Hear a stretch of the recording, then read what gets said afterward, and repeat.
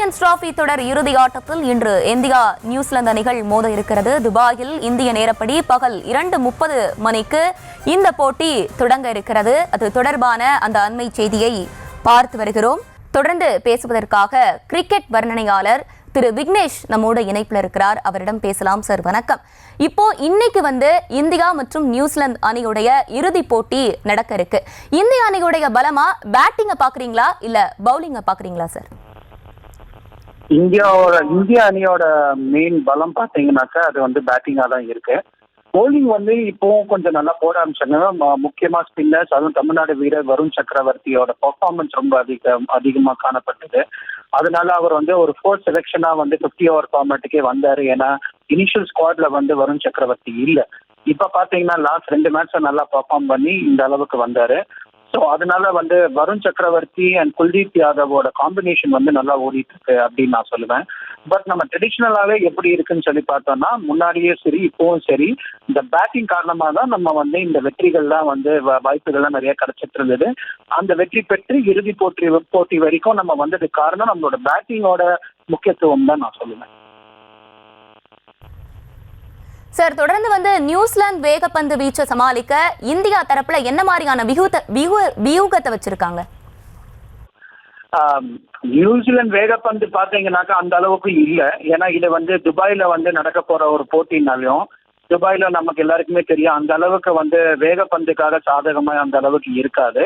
இது சுழற்பந்து வீச்சாளர்களுக்கான இருக்கக்கூடிய ஒரு பிட்ச்ல தான் விளையாட போறாங்க. அப்படி இருக்கும்போது உங்களுக்கு அந்த அளவுக்கு பால் திரும்புறதுனால நியூசிலாந்தோட ஸ்பின்னர்ஸ் தான் நம்ம ரொம்ப கொஞ்சம் பார்த்து விளையாடணும். தவிர ஃபாஸ்ட் பவுலிங் பொறுத்த வரைக்கும் எனக்கு அந்த அளவுக்கு த்ரெட் இருக்குன்னு சொல்லி தோணல. அது இன்னொரு ஒரு முக்கியமான விஷயம், மேட் ஹென்ரி அவர் தான் இந்த சாம்பியன்ஸ் டிராஃபில அதிகமான விக்கெட் எடுத்திருக்காரு. அவர் போன மேட்ச்ல ஒரு காயம் காரணமாக ஒரு கேட்ச் பிடிக்க போய் கீழே ஷோல்டர்ல இன்ஜுரி ஆனதுனால இன்னைக்கு ஆட மாட்டாரு அப்படின்னு சொல்லிட்டு நியூஸ் வர ஆரம்பிச்சிருக்கு. ஸோ அவர் இல்லைன்னா அதுவுமே ஒரு பெரிய செட்பேக் தான் நியூசிலாந்துக்கு. அவங்களால அந்த அளவுக்கு எடுத்துட்டு போய் வின் பண்ணி கொடுக்க முடியுமா அப்படின்னு சொல்லி தெரியல. அதனால இது நான் ஒரு பெரிய ஒரு முக்கியத்துவமா நான் பார்க்க மாட்டேன். அதாவது இந்தியா இந்த ஃபாஸ்ட் பவுலிங்கை ஈஸியா சமாளிச்சு விளையாடிடுவாங்க அப்படின்னு தான் நான் நினைக்கிறேன். தொடர்ந்து துபாய் ஆடுகளம் இந்திய சுழற்பந்து வீச்சாளர்களுக்கு எந்த அளவுக்கு கை கொடுக்கும் சார்? முக்கியமா இது சுழற்பந்து வீச்சாளர்களுக்கான ஒரு போட்டி அதான் இவ்வளவு நாள் இருந்திருக்கு. ஏன்னா துபாய் பொறுத்த வரைக்கும் துபாய் பாத்தீங்கன்னா இப்ப அது ஸ்லோவா சம்மர் டைம் ரீச் ஆயிட்டு இருக்கு. அண்ட் பாலைவனமா இருக்கிறதுனால உங்களுக்கு அந்த அளவுக்கு ஈரப்பதம் இருக்காது. அதே மாதிரி இதை இந்த கேம்ஸ் எல்லாம் பாத்தீங்கன்னாக்க நமக்கு 2:30 மணி ஸ்டார்ட் ஆனாலும் துபாய் டைம் பாத்தீங்கன்னா 1 மணிக்கு ஸ்டார்ட் ஆகுது. அப்படி இருக்கும்போது இது உங்களுக்கு ஒரு இன்னிங்ஸ் வெயில விளையாடிட்டு இன்னொரு இன்னிங்ஸ் லைட்ஸ்ல விளையாடுற மாதிரியான ஒரு சிச்சுவேஷன் கிடையாது. 2 அணிக்குமே அதனால உங்களுக்கு இந்த ஈரப்பதம் இருக்கிறதுனால இந்த டியூ ஃபேக்டர்னு சொல்லுவாங்க. அதனால கையில பந்து பிடிக்க முடியாது, கிரிப் பண்ண முடியாது அப்படின்னு சொல்லக்கூடிய விஷயங்கள்லாம் அந்த அளவுக்கு எதுவுமே இல்லை. ஸோ அதனால இது ஒரு ஸ்பின்னர்ஸ் பாரடைஸ் அப்படின்னு சொல்லுவாங்க இல்லையா, அந்த மாதிரி தான் இதை சுழற்பந்து வீச்சாளர்களுக்காக இருக்கக்கூடிய ஒரு ஆடுகளமா தான் இருக்க போகுது. அதனால வருண் சக்கரவர்த்தி, குல்தீப் யாதவ், ரவீந்திர ஜடேஜாவும், அக்ஷர் பட்டேல் 4 ஸ்பின்னர்ஸுமே ரொம்ப இம்பார்ட்டன்டான டே அவங்களுக்கு. அண்ட் கொஞ்சம் ஸ்லோ பிட்ச் தான் சொல்றாங்க. ஏன்னா இதே ஆடுகளத்துல தான் இந்தியாவும் பாகிஸ்தானும் மோதினாங்க. அது ரொம்ப ஹை ஸ்கோரிங் கேமா இல்லை. அதே பிட்சை பயன்படுத்துறதுனால இந்த வேரண்டார் காரணமாக இது கொஞ்சம் ஸ்லோ விக்கெட்டா தான் இருக்கும் அப்படின்னு நான் நினைக்கிறேன். ஸோ அப்படி இருக்கும்போது இந்த ஸ்பின்னர்ஸ் தான் நம்ம மேட்சை திருப்பி நமக்கு சாதகமா எடுத்துட்டு போறாங்க அப்படின்னு சொல்லி ஒரு எதிர்பார்ப்பு இருக்கு. இணைப்பில் உங்கள் கருத்துக்களை பகிர்ந்தமைக்கு நன்றி திரு விக்னேஷ். நன்றி. அடுத்தபடியாக கிரிக்கெட் வர்ணனையாளர் திரு கிஷோர் நம்மோடு இணைப்பில் இருக்கிறார். சார் வணக்கம். இன்றைய தினம் இந்தியா மற்றும் நியூசிலாந்து அணிகளுடைய இறுதி போட்டி நடக்க இருக்கு. இந்த நிலையில நியூசிலாந்து அணியின் பலம் பலவீனமாக எதை பாக்குறீங்க சார்? வணக்கம். நியூசிலாந்து பாத்தீங்கன்னா ஐசிசி டோர்னமெண்ட்ஸ்ல எப்பவுமே அவங்க அவங்க அதாவது டோட்டல் அதாவது ஒரு பிளேயர் ஸ்டார் பிளேயர் இல்லைனாலும் குட்டி குட்டி சின்ன சின்ன அந்த பர்ஃபார்மன்ஸ் நிறைய பேரோட பர்ஃபார்மன்ஸ் அவங்களோட பெரிய ஸ்ட்ரென்த். ஒரு பிளேயர் மேல நம்பி இருக்க மாட்டாங்க.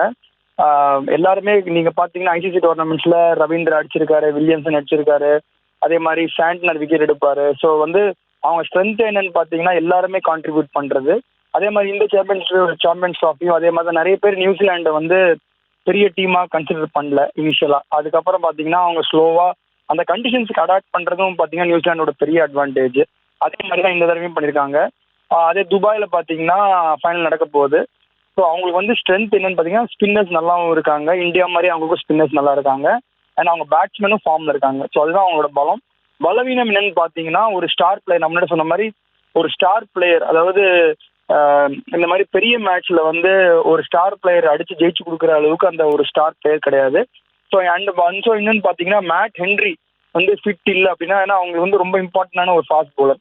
அவங்க மேட் ஹென்ரி இல்லைன்னா நியூசிலாண்டு வந்து ஃபாஸ்ட் பவுலிங் வந்து எஸ்பெஷலி டெத் பவுலிங் வந்து அவங்க பெரிய பலவீனம்னு நினைக்கிறேன்.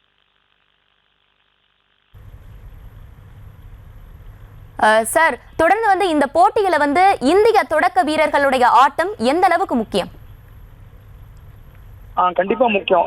பாத்தீங்கன்னா ரோஹித் சர்மா வந்து ஒன் டேல வந்து ஃபர்ஸ்ட் 10 overs பவர் பிளேன்னு சொல்லுவாங்க. அந்த பவர் பிளேல வந்து மொமெண்டம் வந்து நல்லா எடுத்து கொடுத்துறாரு. நிறைய ரன் அடிச்சு நீங்க பாத்தீங்கன்னா மிடில் ஆர்டர்ஸ்க்கு வந்து கொஞ்சம் ஈஸி பண்ணி கொடுத்துறாரு.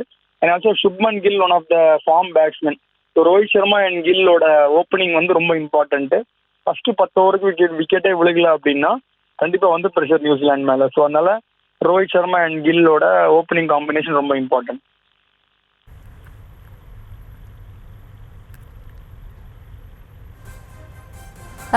தொடர்ந்து சார் விராட் கோலியுடைய ஃபார்ம் இந்திய அணிக்கு எந்த அளவிற்கு ஒரு கை கொடுக்கும்?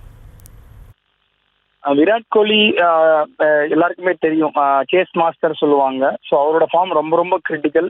நான் முன்னாடி ஏர்லியரா ஒரு பிக் மேட்ச் பிளேயர் சொன்னேன், பெரிய ஸ்டார் பிளேயர் சொன்னேன். அது வந்து இந்தியா கண்டிப்பா விராட் கோலி இருக்காரு. ஸோ ஒரு ப்ரெஷர் சுச்சுவேஷன்ல எப்படி ஹேண்டில் பண்றது இதுக்கு முன்னாடி பண்ணியிருக்காரு.